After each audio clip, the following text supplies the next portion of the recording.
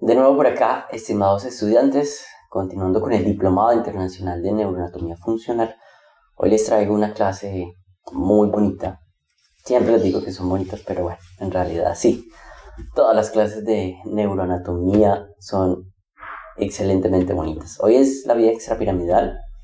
Es una vía que vamos a conocer muy bien, porque en la clase anterior vimos los núcleos de la base y cómo estos núcleos de la base estaban relacionados con muchas actividades conductuales del sistema límbico implicadas en lo que es la actividad motora. Y la vía extrapiramidal es esta vía la que está encargada de darle todo lo que es la coordinación al movimiento, la velocidad, la amplitud. Acuérdense que existe la vía piramidal, que es la misma vía motora, que es la vía voluntaria motora. Esta vía extrapiramidal es una vía motora involuntaria, no tenemos un control cortical sobre ella. Va a ayudar a la vía motora a que el movimiento sea más rápido, más lento y a que tenga una amplitud en el espacio ese movimiento que estamos realizando. Va a ser muy corta, muy puntual y les voy a explicar en qué consiste. Esta vía extrapiramidal tiene una vía directa, una vía indirecta y una vía superdirecta. ¿Para qué? Para acelerar el movimiento, para inhibir el movimiento o para frenar el movimiento. Eso es lo que van a hacer estas vías respectivamente. Para empezar, hay que dejar algo muy claro, y es lo siguiente. Todo lo que sale de la corteza motora, que es voluntario, es algo excitatorio y va a estar mediado por el glutamato, para que lo tengan en cuenta. Todo lo que sale de la corteza motora es voluntario, es excitatorio y va a estar mediado por el glutamato. Todo lo que sale del tálamo también es excitatorio, es una vía que lleva, acuérdense que el tálamo es una vía de relevo y va a estar mediada por glutamato también.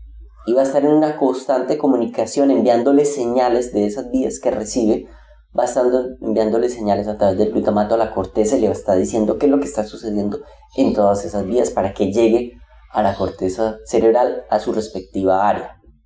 Eso es lo que hace. Ahora, tanto la corteza cerebral como el tálamo va a tener contacto con el cuerpo estriado. Recuerden que el cuerpo estriado está conformado por el potamen, el globo pálido y el accumbens. Aquí tenemos una imagen del putamen y del globo pálido, ¿no? Esta señal que va a enviar la corteza cerebral, vamos a empezar a hablar primero de la vía directa. Entonces, en la vía directa, que es una vía para facilitar el movimiento, eso es lo que hace la vía directa, facilita el movimiento, lo hace más rápido, permite la aceleración y permite la amplitud en el movimiento. Entonces, esa vía empieza porque la corteza cerebral envía al cuerpo estriado glutamato, ¿sí? Y este cuerpo estriado, como les dije, todo lo que va a salir del cuerpo estriado va a ser inhibitorio, va a ser GABA, va a estar mediado por el GABA, que es un neurotransmisor inhibitorio. Entonces, la corteza cerebral envía señal al cuerpo estriado, se estimula por el glutamato y empieza a liberar GABA. El GABA va a llegar a lo que es el globo pálido interno y a la sustancia negra, a la pars reticularis. Recuerden que la sustancia negra tiene una pars compacta y una pars reticularis. En la pars reticularis se produce GABA y en la pars compacta, que es esta que vemos ahí, se va a producir dopamina. Ahorita vamos a hablar de ella. Entonces, vuelvo. Corteza cerebral envía glutamato al cuerpo estriado, llega al cuerpo estriado y el cuerpo estriado va a liberar, como ha sido estimulado, va a liberar GABA, que es lo que produce el cuerpo estriado, y ese GABA va a viajar ahí al ladito al globo pálido interno y a la pars reticularis de la sustancia negra. Esa sustancia negra, recuerden que está en el mesencéfalo.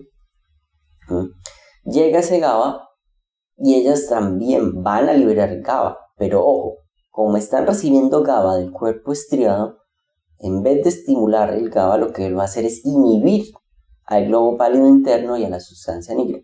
Y al hacer esa inhibición sobre esta estructura, ella no va a liberar GABA. Está inhibida, no hay algo que la estimule para la producción de GABA. Entonces, como se inhibe, deja de producir GABA y el tálamo no hay algo que lo vaya a modular, en este caso, que lo vaya a inhibir para que siga enviando glutamato a la corteza, y él solito va enviando glutamato.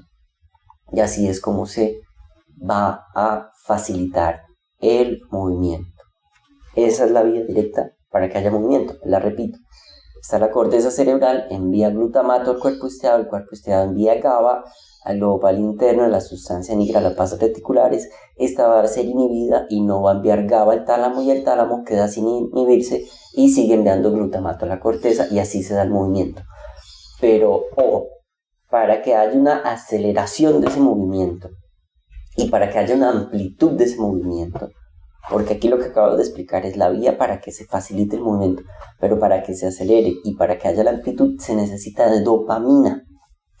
La dopamina se produce en la sustancia negra, en la pars compacta. ¿Y qué pasa? ¿Cómo va a actuar la dopamina sobre esa vía directa? Entonces, vuelve la corteza cerebral, que está constantemente enviando señales de glutamato, envía glutamato a la pars compacta, y la pars compacta va a empezar a producir dopamina, y esa es la que va a permitir que se acelere el movimiento, que se haga más rápido y que la amplitud del movimiento sea más larga en este caso, ¿sí? Más amplio el movimiento.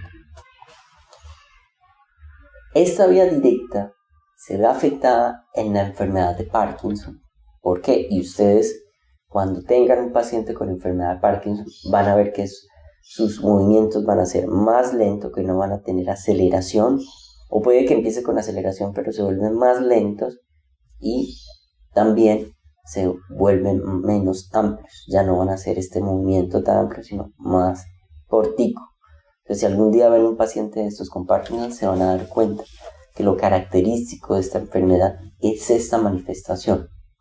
No es el temblor, hay muchísimas causas de temblor, es esto lo que hace característico a la enfermedad de Parkinson. Entonces, aprovechen ese tipo de pacientes cuando los vayan a ver, o si los van a rehabilitar, también porque necesitan también rehabilitación estos pacientes, porque muchos pueden tener atrofia por desuso, por la rigidez que tienen, se les pone muy rígida esa extremidad o ese miembro, y pierden mucha la amplitud en el movimiento y pierden funcionalidad. Entonces, estos pacientes van a necesitar rehabilitación en algún momento también. Entonces, volvemos a lo mismo. Llega la corteza, envía glutamato a la sustancia negra, la pars compacta. Esta envía dopamina, estimula los receptores D1 de dopamina y sigue la misma vía directa que les comenté para que haya la aceleración y la amplitud en el movimiento. Hasta ahí está claro. Esa manifestación del Parkinson se llama la bradicinesia, que es la lentitud en el movimiento o disminución en la amplitud.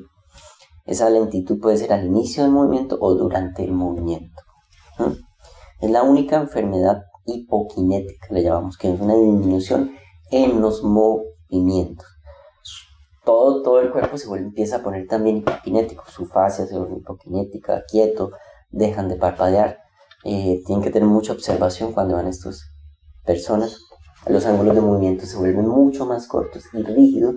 Aparece una rigidez, si ustedes la pueden tocar y palpar, es una rigidez en rueda dentada, se llama, se empiezan a abrir la extremidad. En este caso el ángulo articular lo empiezan a ampliar de una manera por segmentos, así, eso se llama rigidez en rueda dentada. Es otra característica. El temblor puede aparecer en un 90% también. Muy bien, esa es la vía directa. Ahora vamos a hablar de la vía indirecta y luego pasamos a la superdirecta. La indirecta, ¿en qué consiste? Entonces, volvemos a lo mismo. Glutamato envía la corteza cerebral envía señal de glutamato a los receptores del cuerpo estriado. Ese cuerpo estriado va a pasar, pero ya no al globo pálido interno, sino al globo pálido externo. Recuerden que la vía directa pasa a ver el globo pálido interno, en la vía indirecta pasa el globo pálido externo, y el globo pálido externo al recibir ese GABA, pues no va a producir GABA este globo pálido externo, ¿sí? Porque está siendo inhibida su producción por la GABA que recibe el cuerpo estriado, y al no producir cuerpo estriado, este núcleo subtalámico, que es como un pedacito de tálamo, por eso se llama núcleo subtalámico, tiene un tejido muy parecido al tálamo y también produce glutamato. Como no hay nada que lo inhiba porque se inhibió la producción de GABA, ese núcleo sigue enviando glutamato al globo pálido interno, a la sustancia negra vasos reticulares. Al enviarle glutamato, ella empieza a producir, estos dos núcleos empiezan a producir GABA, y ese GABA va a llegar al tálamo, y ese tálamo va a estar inhibido y no le va a enviar glutamato a la corteza cerebral, y de esa manera el movimiento se inhibe. Cuando queremos que no haya movimiento, utilizamos esa vía indirecta, ¿no? Ahora, la superdirecta, que la superdirecta nos va a salvar de muchas cosas, ¿sí? Nos va a salvar, por ejemplo, si viene un carro por la vía, por la autopista, y tenemos que frenar de manera rápida, esta vía superdirecta es la que nos va a permitir eso. O sea, gracias a esta vía superdirecta es la que nos ha mantenido la supervivencia. ¿En qué consiste esta vía superdirecta? Aquí no está señalado, pero les comento. La corteza cerebral lo mismo, constantemente la corteza cerebral está enviando glutamato, envía glutamato al núcleo subtalámico, de una.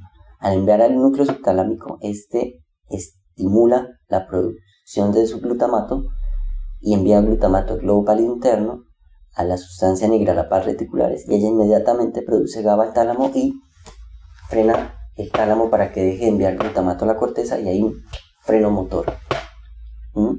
Esta es la vía indirecta, es la que necesitamos para frenar una acción rápida. La vía indirecta es para disminuir ese movimiento, lo inhibe, pero de una manera mucho más lenta. La vía directa, vuelvo y le repito, llega el glutamato, en la corteza cerebral se envía glutamato al núcleo subtalámico. Este núcleo subtalámico produce glutamato también y va a estimular la producción a nivel del globo pálido interno, la sustancia negra, pares reticulares. Empieza a producir GABA estos dos núcleos y se van directamente al tálamo y lo inhiben, y al inhibirlo este no va a enviar glutamato y de manera súper directa se frena el movimiento. Esta es la vía extrapiramidal, muy bonita. Ojalá les haya quedado claro. Yo cuando la vi la primera vez no la entendí de esa manera, estaba muy enredada porque me la enseñaron de una manera con más y menos, y más da más, y si das por menos da menos, y me enredé muchísimo con esa simbología, pero creo que de esta manera pudieron entenderla. Si hay alguna duda, estaremos presentes en las tutorías y lo vamos a aclarar. Muchas gracias y estén pendientes para la próxima clase.